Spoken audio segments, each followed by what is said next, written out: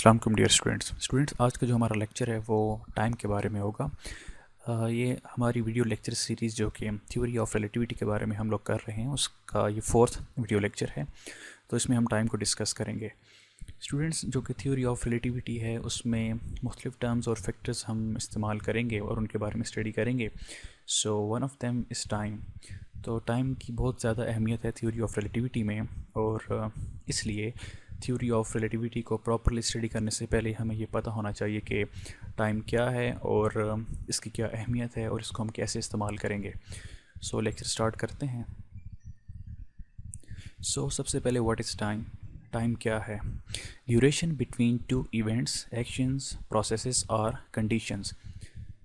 तो अगर हम एक सादा अल्फाज में अगर टाइम या वक्त को डिफ़ाइन करें तो हम ऐसे कह सकते हैं कि कोई भी दो वाक़यात के दरमियान का वक्फ़ा वो वक्त कहलाएगा या उसको हम टाइम कहेंगे।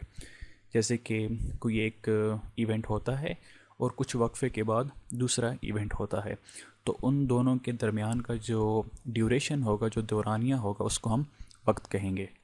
In other words, time is the ongoing and continuous sequence of events from the past through the present into the future. अगर हम दूसरे अल्फाज में टाइम को एक्सप्लेन करने की कोशिश करें तो हम ऐसे कहेंगे कि टाइम एक ऐसी एंटिटी है जो कि कंटिन्यूस है, जो कि माजी में मौजूद थी और प्रेजेंट में भी मौजूद है, और ये फ्यूचर की तरफ जा रही है और फ्यूचर में भी ये मौजूद होगी। इस बात को एक्सप्लेन करने के लिए हम एक एग्ज़ाम्पल देखते हैं।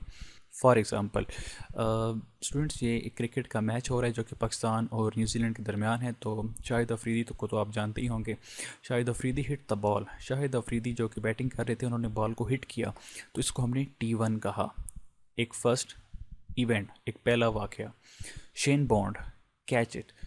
शेन बॉन्ड जो कि फास्ट बॉलर हैं न्यूजीलैंड के, वो बाउंड्री के ऊपर फील्डिंग कर रहे थे, तो उन्होंने उस बॉल को कैच कर लिया। तो इस इवेंट को, इस वाक़े को हमने T2 से रिप्रेजेंट किया।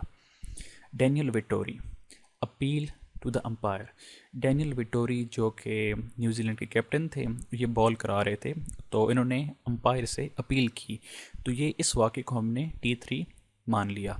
अंपायर गिव्स नो बॉल, तो एम्पायर ने नो बॉल दी और इस इवेंट को हमने T4 मान लिया।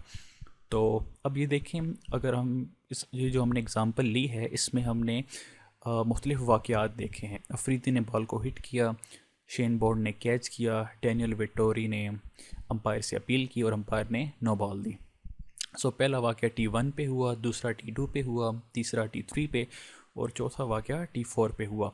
तो अगर हम इनको ऐसे लिखें T1, T2, T3, T4, तो हमें पता है कि T4 जो है, इस पे अंपायर ने नो बॉल दी, उससे पहले बॉलर ने अपील की थी, उससे पहले शेन बॉन्ड ने कैच किया था और उससे पहले अफरीदी ने बॉल को हिट किया था। अगर टाइम को हम इस तरह लिखें तो ये एरो जो है हमें टाइम की डायरेक्शन भी बताता है कि पहले कौन सा वाक़या हुआ और आखिर में कौन सा वाक़या हुआ। Time in Newtonian relativity and in Einstein special relativity. अपनी लेक्चर सीरीज़ के लिहाज से उसमें हम इन दो रिलेटिविटीज़ को स्टडी करेंगे।